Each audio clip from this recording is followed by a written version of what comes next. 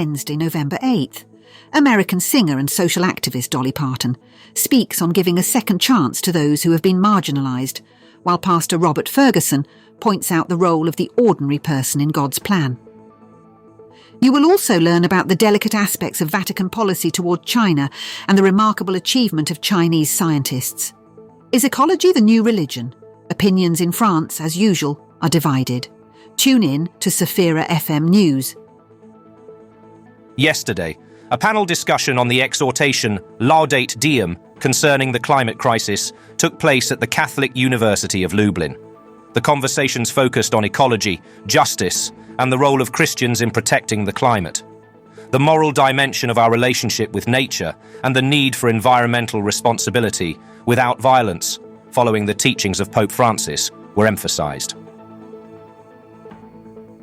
The Pontifical Council for Interreligious Dialogue extends wishes for enlightenment to the hearts and minds of Hindus during the Festival of Lights, Diwali, celebrated on November 12th.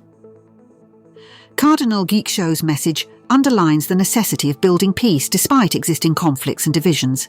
The document calls for creating a culture of fraternity through dialogue and living together, expressing hope for Christian and Hindu cooperation in pursuing truth, justice, love and freedom. The festival symbolises the triumph of light over darkness and knowledge over ignorance. In France, 76% of evangelicals are aware of biblical commands regarding environmental protection, indicating a shift towards ecological consciousness in churches. Despite concerns over the excessive sanctification of nature, most practitioners acknowledge the necessity for a radical lifestyle change to protect the environment. They believe that humans are keepers of creation, and caring for the planet is caring for our neighbours. Evangelicals want the Church to address ecological and climate issues regularly. Archbishop Joseph Lee of the official Catholic Church in China will visit Hong Kong at the invitation of Cardinal Stephen Chow. The visit aims to foster improved dialogue between China and the Vatican amidst strained relations since the diplomatic break in 1951. The Church in China is divided between a state-sanctioned organisation and an underground one loyal to the Pope. China's breach of the Vatican Agreement on bishop appointments, especially the recent unilateral appointment of the Shanghai bishop, has stirred controversy. Cardinal Zen of Hong Kong was even temporarily arrested for criticising this policy, while Cardinal Chow advocates for better communication between both sides. From November 17th, the Vatican will facilitate access to ancient necropolises via the Porta di Santa Rosa on Via Triumphalis. The necropolis is an outstanding example of an ancient Roman cemetery, well preserved, providing ample knowledge about former burial practices. In China, a new gene therapy method allowed 10 deaf-born children to regain hearing.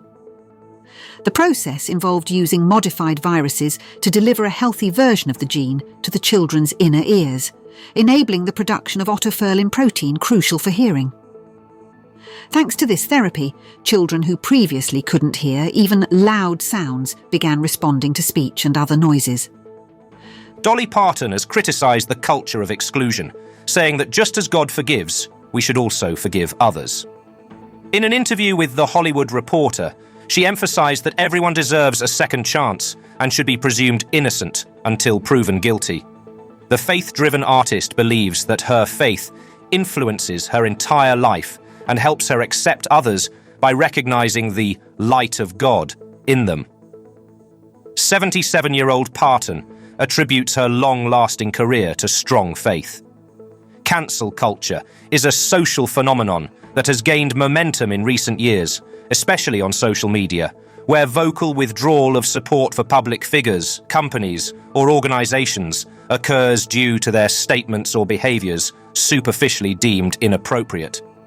Robert Ferguson, a preacher at Hillsong Church and author of Jesus and, analyses Jesus' relationship with simple people invited to collaborate in God's plan.